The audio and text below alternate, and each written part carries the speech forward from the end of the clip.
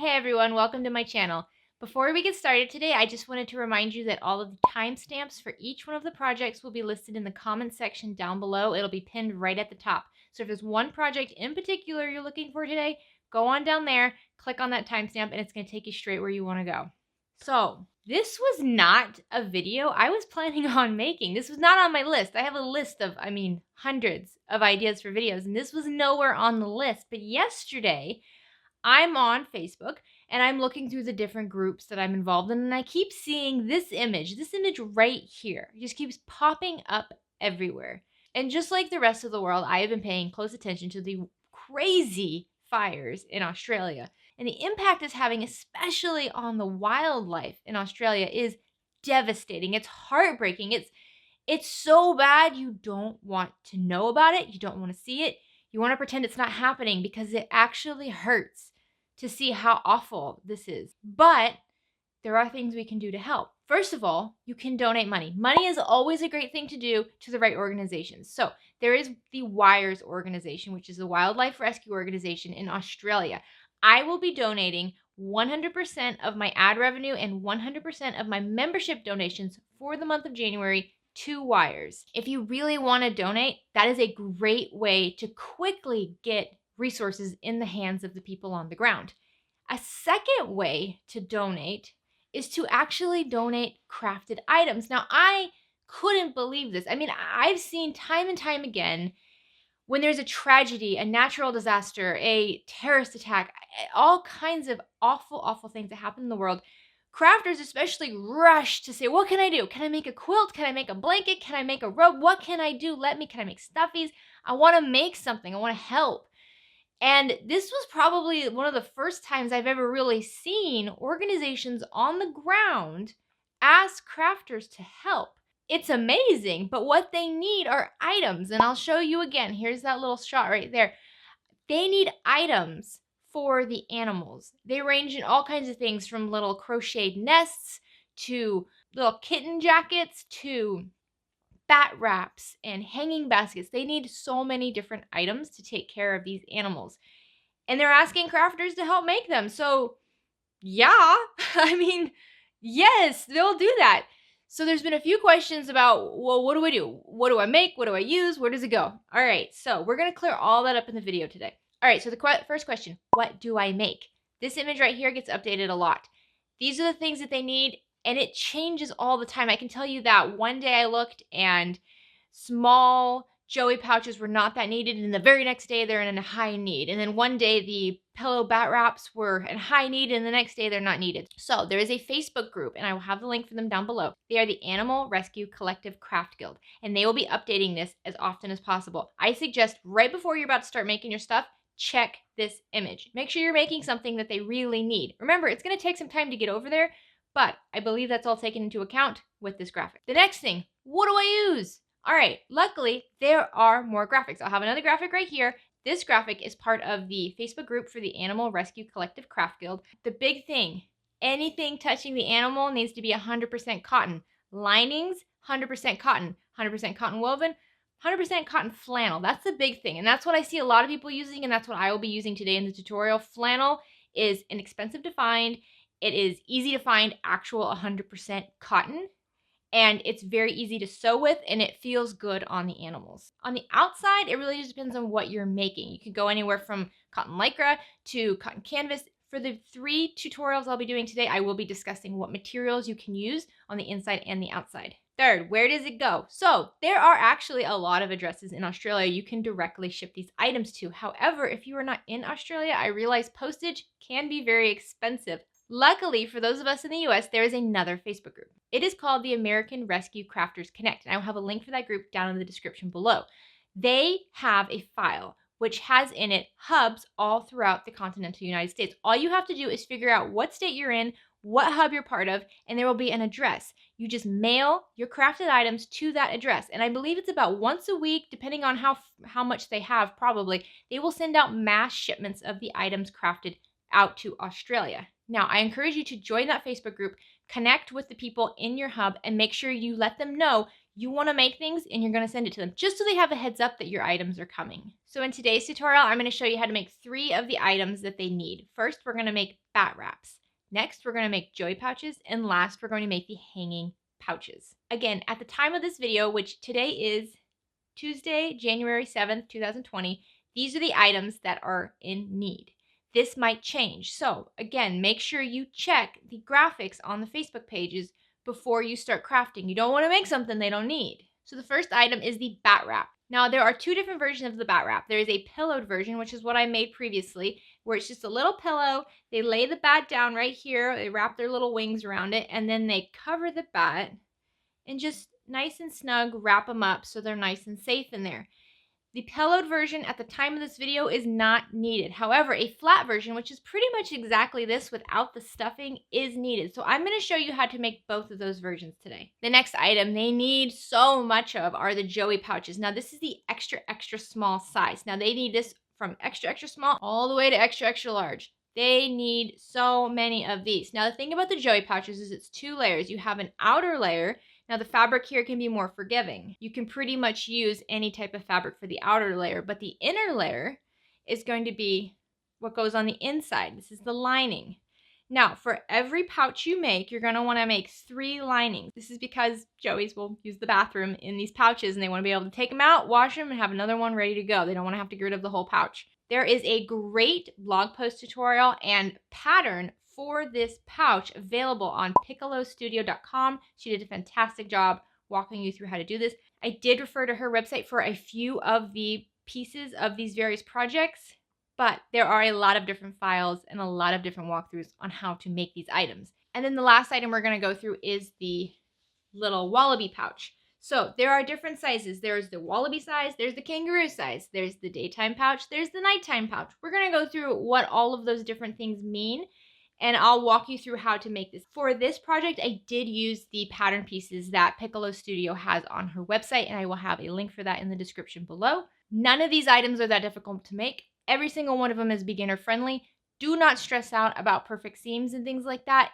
The animals are not going to judge you if it's not 1/4 inch, I promise. What is most important is the material you are using and the strength of the actual item. I will be using Aurifil cotton 40 weight thread on all of the items today. If you're new to the channel and haven't subscribed yet, please consider clicking the subscribe link down below. We have new tutorials every Monday. If at any point you like this video, please give it a like. Any questions, comments, any suggestions, please leave them in the comment section down below. I'm really hoping we have a lot of people discussing what they're doing to help with this effort. I think that this is a really great way for our community to get involved and to actually help. Again, remember that money is always appreciated for these efforts. So remember, anything at all you can do to help is going to be appreciated. If you can donate money, that's a big one. Do that if you can. I will have links down below for where you can do that. If you can donate items, that's also huge. Just sharing this information is going to help. Anything you do as an effort to help is going to help. All right, let's get started with the tutorial. The first thing we're going to be making are these bat wraps. Now, this version here is the one with the pillow inside of it. Making a bat wrap without the pillow is the same process as making one with the pillow. You just don't add the polyfill. I'm going to show you how to make both today. Now, the types of fabric you can use for the bat wraps are as follows. You can use a flannelette, which is 100% cotton flannel, 100% cotton, 100% bamboo, or a tight weave linen. Those are the only types of fabric that can be used with the bat wraps. Again, we have to be careful with our sensitive little critters. So I will be using flannel today.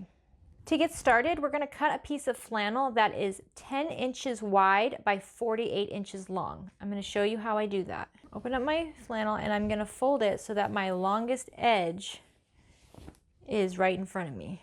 All right, since I folded my fabric in half so that the longest edge is against me, I need to measure 24 inches around the fold, so that would give me a 48-inch long block and 10 inches high. To do this, I'm going to use my short ruler to help me find the 10-inch mark. So 10 inches high, and now I'm going to use my longer ruler.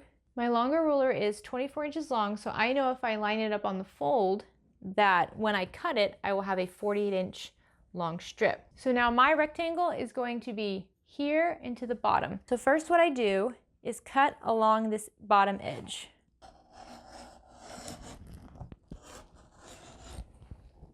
I go all the way until I get to the end of the ruler and just go off just a bit. Once I get to the end of the ruler, I line up my shorter ruler with that edge And then I just cut along the side of that.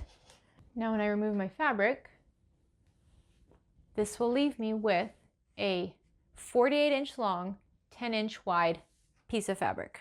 If you want, you can go ahead and clean up this edge over here if you have some uneven points like I do. This will just make it easier to sew together. All right, now before we go to the sewing machine, we need to prep this a little bit. So make sure you have this folded right sides together. Now, if you have a softer side, the softest side is going to be the right side. This flannel is the same on both sides, but if you have a side that you want to make sure is the side that touches the bat, that's going to be the side on the inside of the fabric. Next, you're going to make a mark that is 4 inches away from one of the folded edges. This is what we're going to use to turn the bat wrap, and it's also what we can use to stuff to make a pillow if that's what we want to make. Now go ahead and pin this together, fold it in half just like it is. And now let's take this to the sewing machine. Okay, so we're going to start at our marked spot and we're going to backstitch, and we're going to sew all along the 3 sides, making sure we leave this 4-inch opening over by the fold. I am using a 2mm stitch length and a 1/4 inch seam allowance.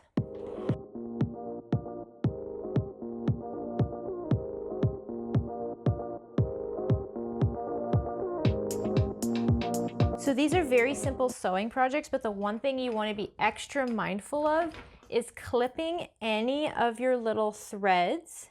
Remember, bats have little tiny claws and those can get caught up in your threads. So make sure you clip off all your loose threads. Now go ahead and take your bat pouch and turn it right side out through that hole that you left.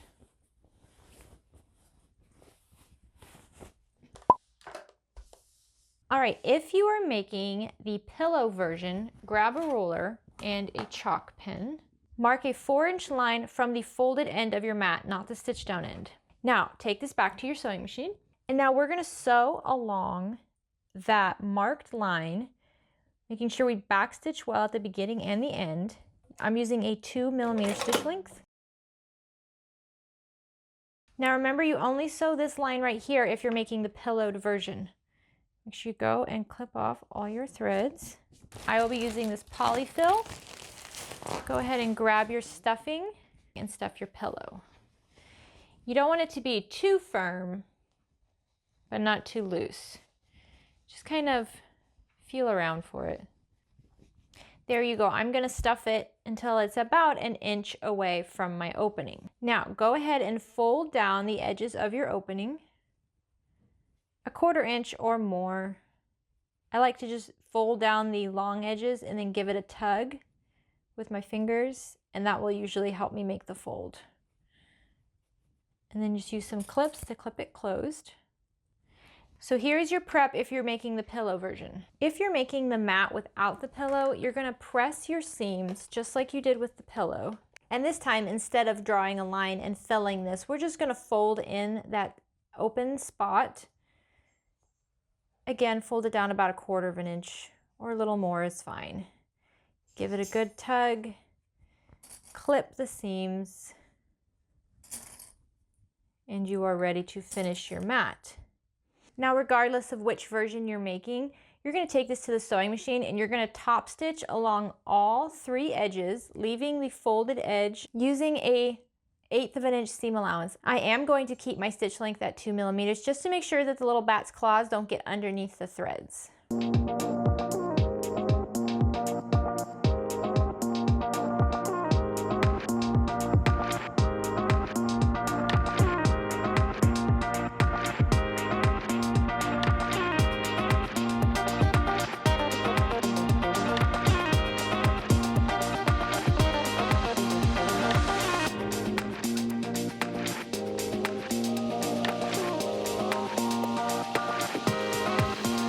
So here are our 2 separate bat wraps. Again, make sure you cut off all those threads. Don't leave any of them hanging out. The bat wraps with the pillows, you can just go ahead and roll those up. And then the regular bat mats without the pillows can just be folded up. Nice and easy. This would be a great project for any of you beginner sewers out there who really want to help. This would be a good one for you. So there are a lot of options when it comes to Joey pouches. They need all sizes. And Joey pouches are actually going to be made up of two pieces. There's going to be an outer piece and a lining. So I'll show you. If I take it out, you have your outer pouch. Now your outer pouch can be made of almost any material except muslin. This is not going to be directly touching the animals most likely, so this just needs to be sturdy, but it can be made of whatever you want. The lining does have some requirements. It can be made of 100% flannel, 100% cotton, 100% cotton knit, 100% bamboo, or a tight weave linen. It needs to be one of those types of fabrics. You'll notice that the lining piece is bigger than the outer panel because what they'll do is fold it over the outer panel just like that. This is the extra small size. This would be used with sugar gliders or unfurred possums. Today I am going to be making the medium large size, which is what would be used for very young kangaroos and wallabies. So let's start with the lining. Rule of thumb for the lining is that you want it to be as soft as possible. So if you're using a fabric that has a softer side, that softer side, regardless of where the print is going to be your right side. The softest side of the fabric needs to be what touches the animal. So just remember, the right side is the softest side. It doesn't matter where the print is. So to make the medium large pouch, I need 2 cuts of my lining fabric cut at 13.5 inches by 17.5 inches. So those are pretty big cuts. So to cut a piece of fabric that big, I'm actually going to use 2 24-inch long rulers. First, what I'm going to do is start with a nice straight line on my left side over here, so it's easier to measure adequately.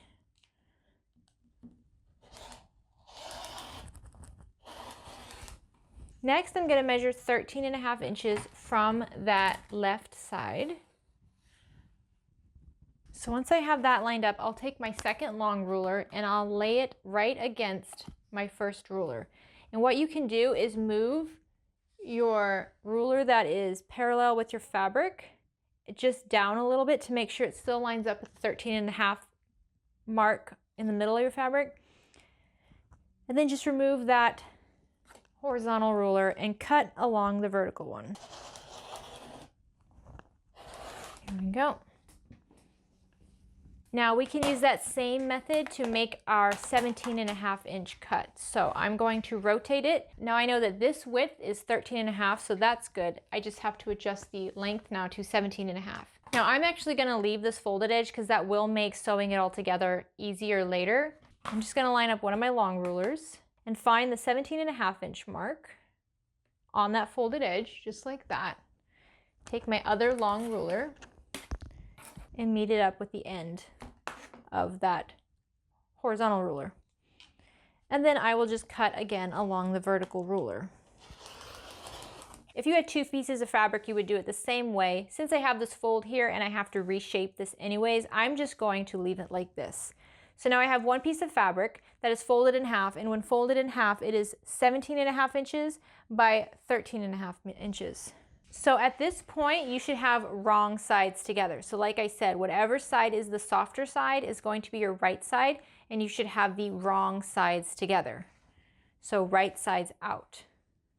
Now we need to turn this into a curved shape. Now, if you go to the Piccolo Studio website, she does have patterns for you to print and trace to make the perfect size. But if you don't want to do that, just take your pieces of fabric and fold them in half, hot dog style, so that it looks like this. Now you can grab a bowl or a cup, whatever curved item you have to help you make a nice rounded edge here. I'm actually just going to eyeball it. I'm just going to start about an inch from the fold, and I want it to end about, let's see, 1, 2, 3, 4, 5 inches from the bottom. So this is just, I'm just eyeballing it, kind of making this up. And then I'm just going to make a curved line that goes all the way over that way, just like that.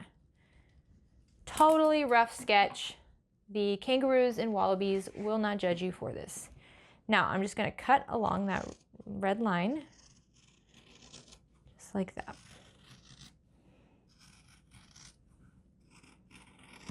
There we go. And now when I open this up, I should have a nice rounded bottom. All right, remember, you still have wrong sides together. Go ahead and clip your 2 pieces of fabric together, or 1 piece of fabric folded, depending on what you used. Now remember, for 1 pouch, you want to make 3 liners. So if you're making this right now, I encourage you to do this 2 more times so you can stitch them all together at the sewing machine at once. So now we're going to sew around the entire curved edge, leaving the very top straight piece completely unsewn. I will be using a 1/4 inch seam allowance and a 2mm stitch length. Make sure you backstitch really well at the beginning and the end.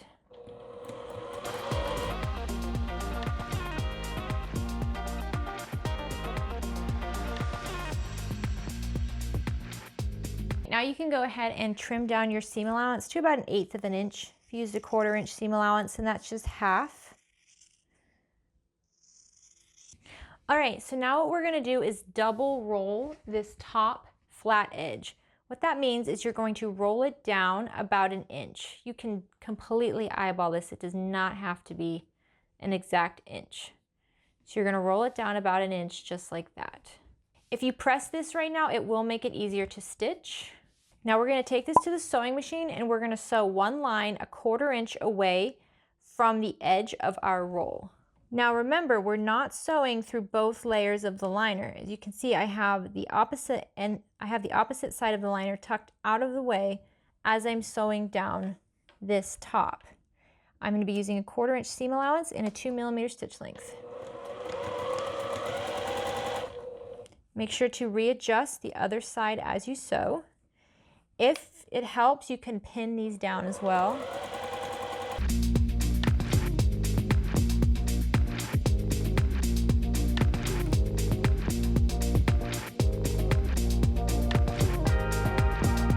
Again, make sure you're staying on top of all of your threads, clipping them out of the way. All right, once you have this folded down once, you're just going to fold it down a second time. Let's just make sure we don't have any raw edges anywhere in the lining.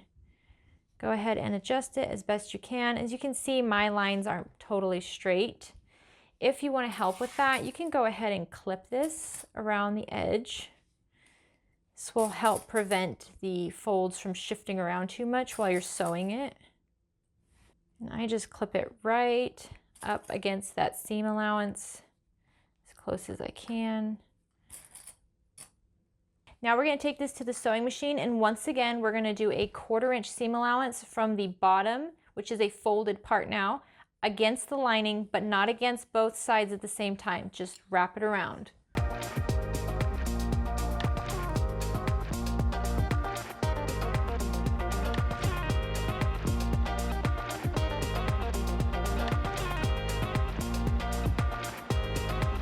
And go ahead and remove all of your clips. Again, make sure you cut all of your threads. All right, so now turn your pouch so you have wrong sides out. Now it's hard to tell with my flannel since both sides look the same. Turn it so it's wrong sides out. So this is the shape you should have now. Now what we're actually going to do is we're just going to sew along this edge at about a 3/8 inch of a seam allowance. What we're doing is creating a French seam. This is going to make sure that there are no raw edges anywhere in this pouch that the little animals could get their nails stuck in. So if you want to give this a good press right now, that's going to assist you in making sure you have a nice flat seam. I'm just going to press mine with my fingers. All right, now let's take this to the sewing machine and we're going to sew along all the edges except the top edge. Leave the straight top edge open, but all of the rest, the curved part and the 2 sides, we're going to sew at a 3/8 inch seam allowance. You are more than welcome to clip or pin here to make sure these things don't roll around on you. Make sure you backstitch well at the beginning and the end, and I'm still using a 2mm stitch length.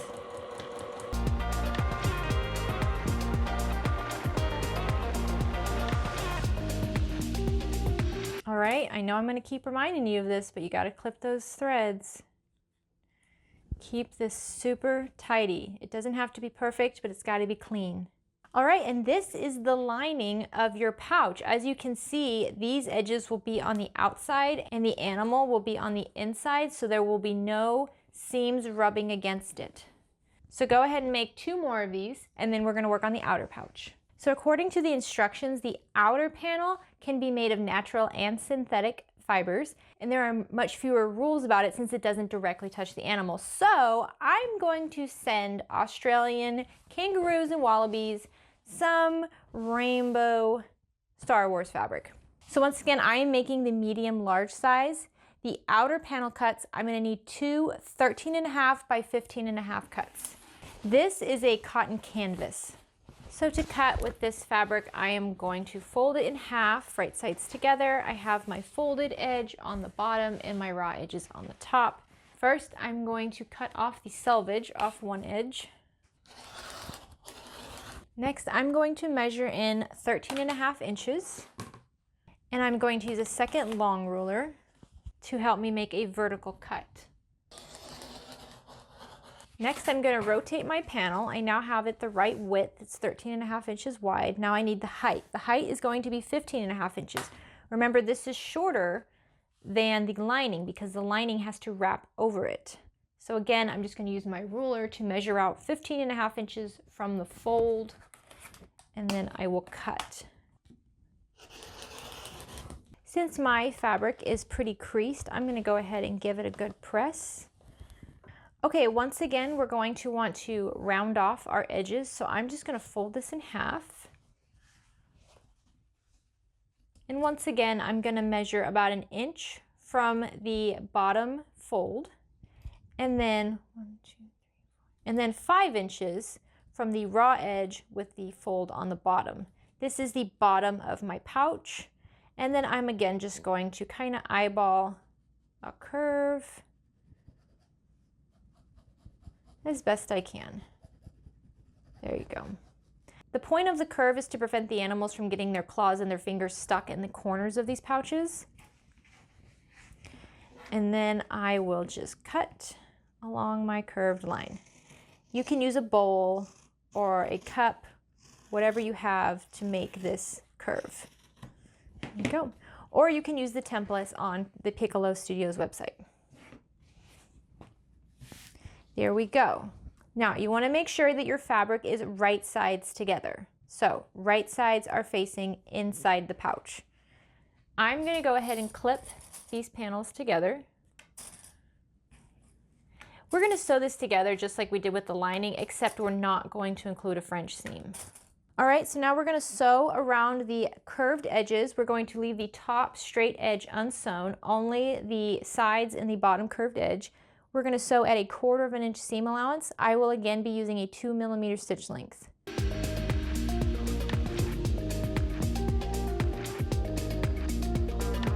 You can trim down your seam allowance here to 1/8 inch if you want. I'm actually just going to leave it at a 1/4 inch. I'm fine with that. And now for the last step, we're just going to double fold the top. So fold the straight open top piece down about 1 inch. You can measure this if you want, or you can just eyeball it. You can give it a good press to help. I'm going to be using clips to keep it in place while I sew it.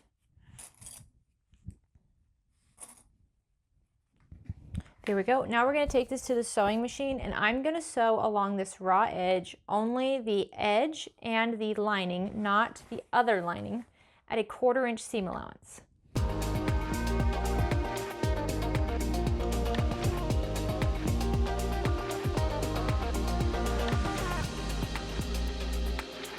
All right, and now we just have to fold it down one more time. So again, I just fold it so that the seam is right up against my lining fabric, and that's as far as I go. Just like that.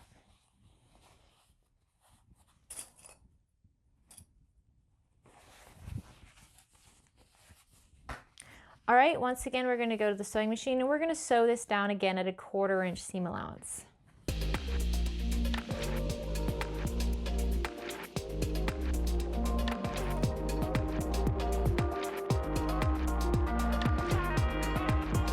All right, go ahead and turn this so that it's right side out. And there you go. Here is the outer panel for your pouch. So let's grab the inner panel. As you can see, the inner panel is quite a bit taller than the outer panel. You can shove that in there. And then all you have to do is fold over your lining. And then there you go. Snug as a bug in a rug, or snug as a wallaby in a pouch. So the last tutorial we're going through today is the daytime wallaby bag tutorial. Now, I do definitely want you to go to the Piccolo Studio website to get the templates and to read through her tutorial. There are different versions of this. This is the wallaby size daytime. So daytime means that it has one half that is lower than the other. If you're doing the nighttime version, you're going to use two of the back panels so that it's all the way up. If you're doing the kangaroo version, it's going to be even bigger than this. So make sure you know which version you're going to do, print out your templates and tape them together and use those for this bag. This is the bag that I have seen them say repeatedly they need the most of. It's also the bag that probably takes the most time to make and the most materials, so I can see why less people are making it. However, I would still say this is a beginner-friendly bag. Beginner sewers can make this, so let's get started. First thing you're going to need are your pattern pieces. Like I said, Piccolo Studio, go there, print off your pattern pieces. She has it all explained how you tape them together depending on which you want to make. Once again, I'm going to be making the Wallaby Day pouch. This is a smaller pouch and this has two different shapes. This is the front of the bag, this is the back of the bag. If you wanted to make the Wallaby Night pouch, all you do is use this panel 2 times. You're going to need a cut of fabric that's about 18 inches by 15 inches for both of these. From the back, you're going to cut one outer piece and one lining piece. And from the front, you're going to cut one outer and one lining piece. So the approved fabric for the outside of the hanging bag is as follows. You can use 100% flannel. You can use 100% cotton, though they do prefer you use a heavy weight cotton like duck cloth or canvas. You can use a poly cotton blend, you can use a bamboo, terry cloth, tight weave linen, or fleece are all acceptable for the hanging bag outside. For the lining, you can use 100% flannel, 100% cotton, 100% cotton knit, 100% bamboo, or a tight weave linen. For my hanging wallaby pouch, I will be using a canvas for the outside and 100% flannel for the lining. First thing we want to do is trace our template and cut out our pieces. Like I said, I'll need one of these shapes from the outer and one of these shapes from the lining. Same with the back. So I'm just taking a fabric pen and I'm just going to run over this whole pattern.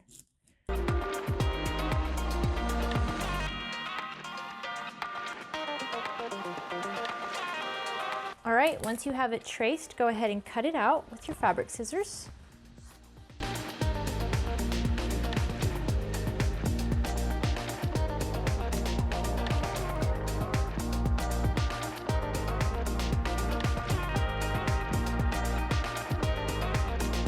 Okay, trace that same piece on your lining fabric and repeat the process by cutting it out.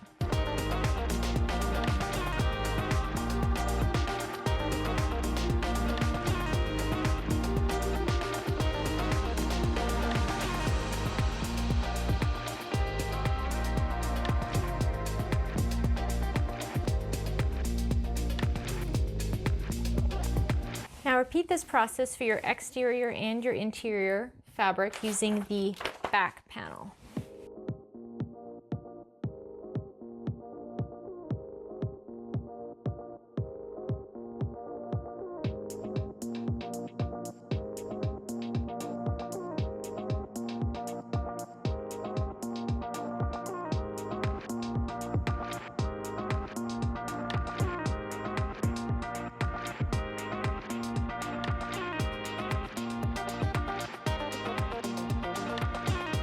So I'm going to give my canvas a good press since it was pretty crinkled.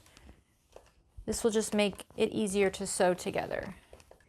In addition to all your pattern cuts, you're going to need 2 strap pieces. These are going to be 3 inches by 37.5 inches long. So first we're going to sew together our outer panel. So lay your outer panels right sides together and just pin around the curved edges. I'm going to use clips for this. All right, so I have my 2 outer panels pinned together, right sides together, pinned along the curves. So I'm going to sew these together along these pinned curved edges at a 1/2 inch seam allowance and I'll be using a 2mm stitch length. Make sure you backstitch at the beginning and the ends of these.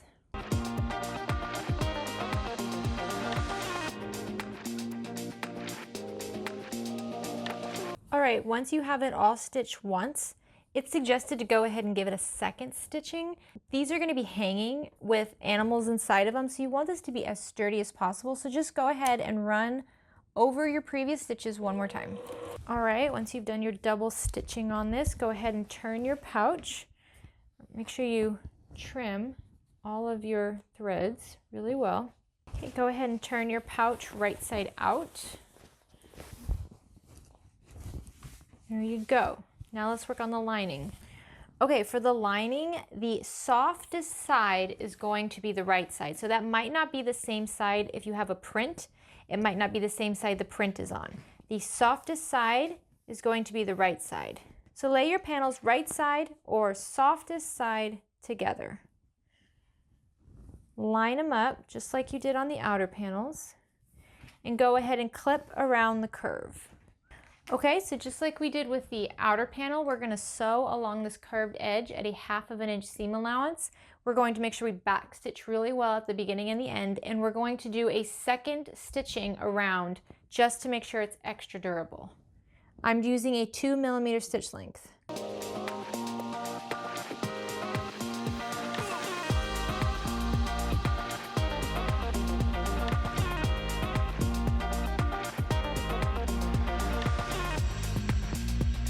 Okay, once you have it stitched together, again, just make sure you trim off any loose threads you have. And this time, do not turn it right side out. Leave it right sides together. Now we're going to make the strap. Take your 2 strap pieces and line them up right sides together.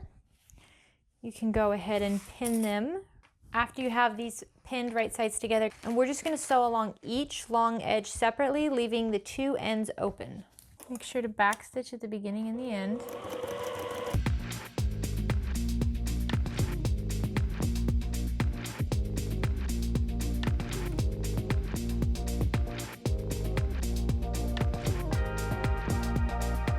Okay, now you can just go ahead and turn the strap right side out.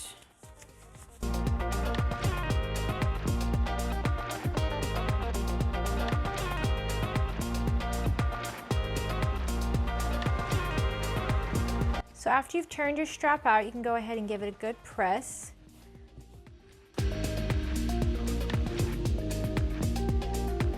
All right, so now we're going to take the strap back to the sewing machine and we're just going to give it a quick top stitch about 1/8 inch away from each edge.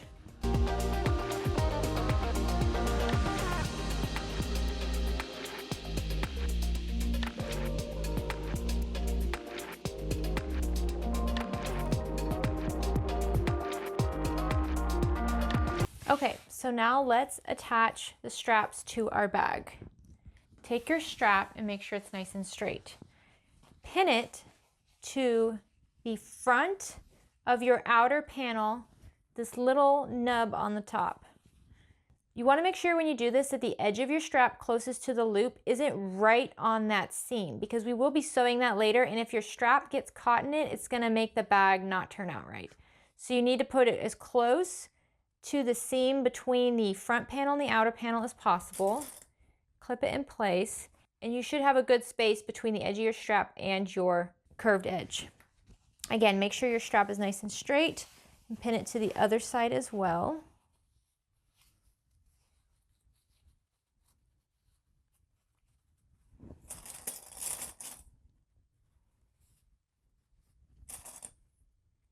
If you want, you can sew these in place.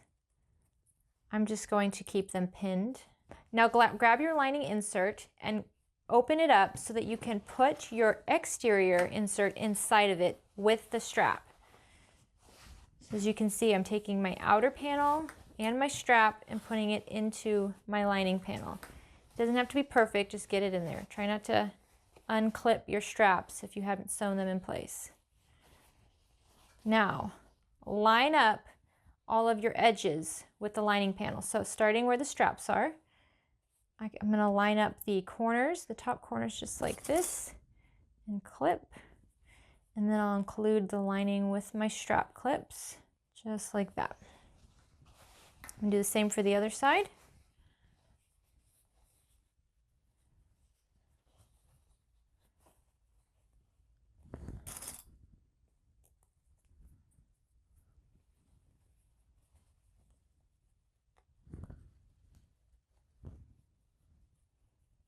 Now continue to clip all of the raw edges together. So I'm going to go to the rounded front first.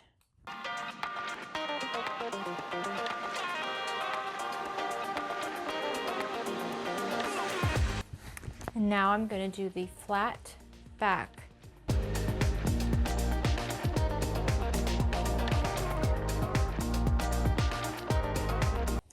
All right, go ahead and mark yourself a 3-inch opening on the back straight edge of your bag.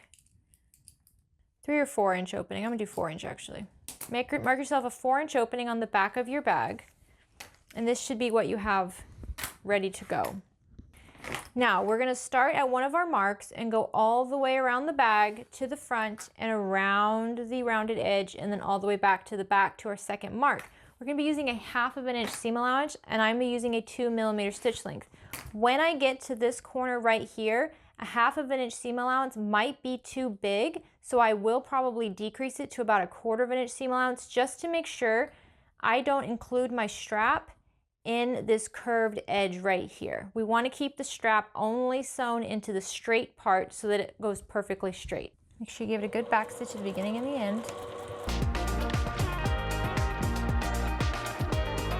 I can see where my strap is right here. So I'm going to make sure I get all of that included. And then I'm going to backstitch over that strap as well, just to make sure it's really secure. And I'm just going to go right off of it, just like that. And then I'm going to pivot. And I just want to make sure I don't include the edge of my strap in my seam on this curved edge. Once I get far enough away from it, I can increase my seam allowance, just like that, and that will bring me back to my 1/2 inch seam allowance. The first time I made this bag, I did include the strap in that curved edge, and it turned out all kinds of weird, so that was the only struggle I had with this bag, was getting the strap right. Okay, so I'm coming up to my other strap. So once again, I'm just gonna use my fingers to really feel where it is and make sure I don't include that in my stitching until I'm going the straight way, just like this. So I will go back a few stitches and then make sure I get my 1/2 inch seam allowance. And then once again, I'm gonna go all the way across once.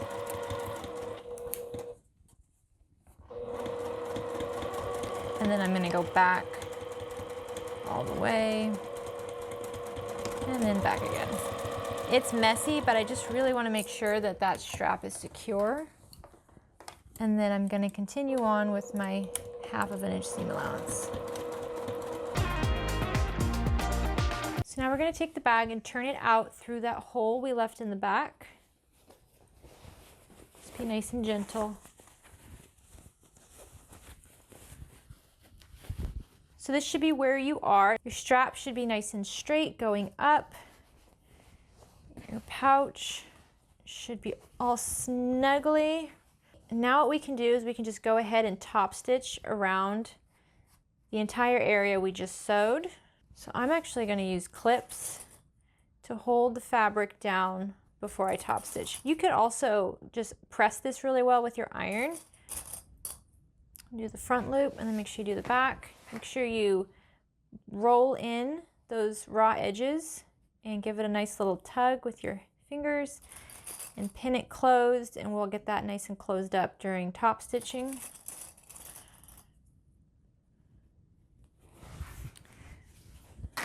All right, so when we top stitch, we're going to top stitch around the circle opening on the front, and we're going to go across the straps over to the back and then again across the strap. I'm going to still be using a 2 mm stitch length, And you can use anywhere between 1/8 of an inch and 1/4 of an inch seam allowance for your top stitching. I'm starting on the back of the bag.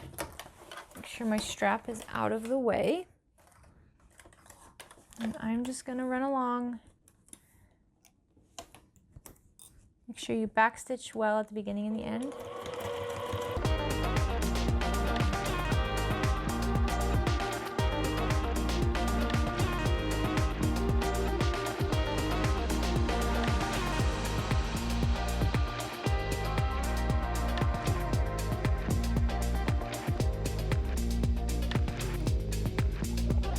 All right, so once again, let's make sure we clip all of those threads really, really well. Keep it super clean.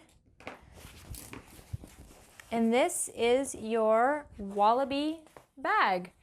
And what they'll do is they'll end up hanging this bag, and then the animals will just nest into it and stick their little head out. As you can see, this bag is probably the most time-consuming project out of the ones I've found, but it is still a very basic beginner level project. You can easily make this, I promise. All right, so there we go. We made 2 different bat wraps. This bat wrap has a nice little pillow in it, and this bat wrap does not.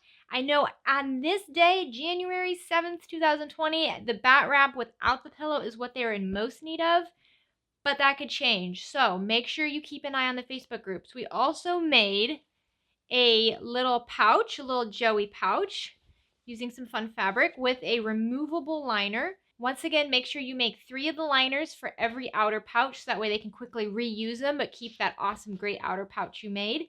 And last but not least, probably what they really, really need the most of, and I don't think they're getting enough of because they do take some time to make, are these hanging pouches. Now, guys, I'm just saying, if you're a beginner sewer and you're thinking about making bags, make this, okay? This is perfect for you.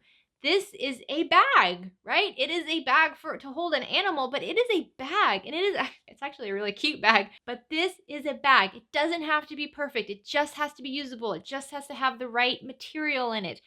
Make this bag, practice. You make this bag, you can make any bag, I promise. Zippers, hardware, you can take it. This is a great, great bag to start off with. If you're new to sewing and you want to be involved in this, but you don't know how, any of these items, I promise you can do.